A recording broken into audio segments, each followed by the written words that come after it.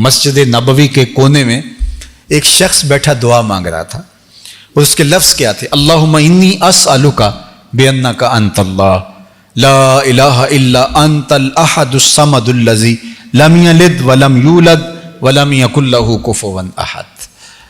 اے اللہ، میں تجھ سے اس لیے مانگ رہا ہوں کہ تو میرا اللہ ہے۔ میرے والد گرامی فرمایا کرتے تھے کہ اگر بیٹا باپ سے کہے کہ ابو جی میں آپ سے اس لیے مانگ رہا ہوں کہ آپ میرے ابو لگتے ہیں، تو باپ کو پھر اپنا وجود بیچ کے بھی کچھ دینا پڑا، ضرورت پوری کرنی پڑے تو کرے گا کہ میں بیٹا ہوں تو آپ سے ہی مانگنا ہے، ہمسایوں سے تو نہیں جا کے مانگنا۔ تو وہ کیا کہتا ہے؟ اللہم انی اسألک بانک انت اللہ، اے اللہ میں تجھ سے اس لیے مانگ رہا ہوں کہ تو میرا اللہ ہے۔ لا الہ الا انت، تیرے علاوہ میرا ہے بھی تو کوئی نہیں جس سے جا کے مانگوں۔ اللہ انت الاحد الصمد الذی لم یلد ولم یولد ولم یکن لہ کفوا احد۔ وہ اللہ کے مبارک ناموں کا واسطہ دے کے اللہ سے عرض گزار ہوتا ہے۔ تو اللہ کے محبوب علیہ السلام نے دیکھا اور ایک صحابی کو کہا، وہ جو کونے میں بیٹھ کے مانگ رہا ہے اسے جا کے بتا دو کہ اللہ نے تمہاری دعائیں قبول کر لی۔ تو اس سے اپنی ضرورتیں اس کی چوکھٹ پہ رکھنے کا مزاج، ذو دعائن عریض۔ اللہ تعالیٰ نے اپنے عبد خاص کی ایک تعریف بیان فرمائی کہ وہ اللہ کے حضور لمبی دعائیں کرتا ہے۔ اللہ اکبر، لمبی دعائیں اس کے حضور۔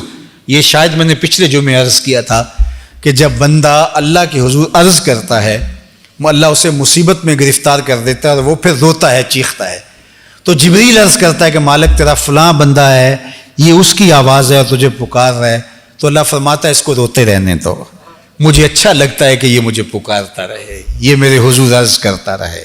اللہ وہ چاہے تو ایک لمحے میں دعائیں قبول کر دے، تو بعض کا تو وہ تاخیر کرتا ہے، اسے پسند ہوتا ہے کہ میرا بندہ میرے دربار کی حاضری بھرتا رہے، لمبی دعائیں کرتا رہے، گڑ گڑاتا رہے، روتا رہے۔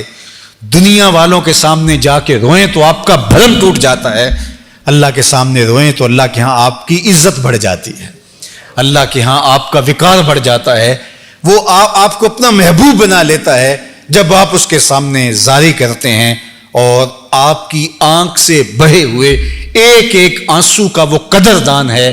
کوئی اللہ کو پکارتے ہوئے اس کی محبت میں رو پڑا اور اس کی آنکھ سے پانی کا ایک قطرہ نکلا، اور وہ کتنا بڑا قطرہ تھا، جس سے پلکوں کی ایک بال کی جڑ گیلی ہوئی، صرف اتنا پانی تھا۔ تو قیامت کے دن وہ بال کھڑا ہو جائے گا، اللہ یا مجھے نکال لے یا اسے جنت عطا کر دے۔